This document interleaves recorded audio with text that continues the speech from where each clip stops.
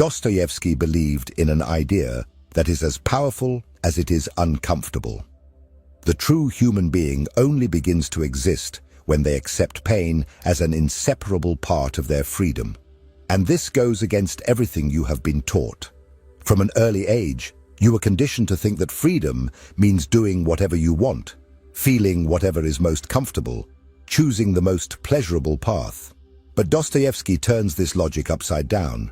For him, real freedom begins when you stop fleeing from pain and start consciously choosing what you are willing to face for something that has meaning. Take the case of Sonia in Crime and Punishment, a young woman who, in the face of misery and degradation, chooses prostitution to support her family. But she is not portrayed as a passive victim.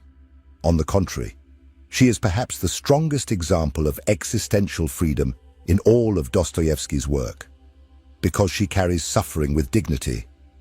Because she does not deny reality, she faces it head-on, without illusions.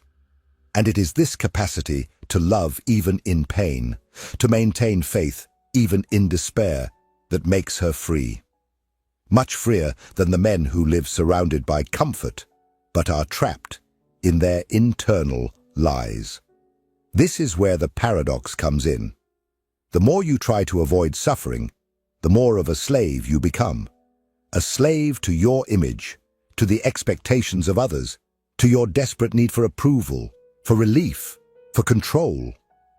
But when you confront pain and say, "Yes, I accept. I choose to go through this," something changes. You take command. You reclaim the control that you previously surrendered to every external stimulus.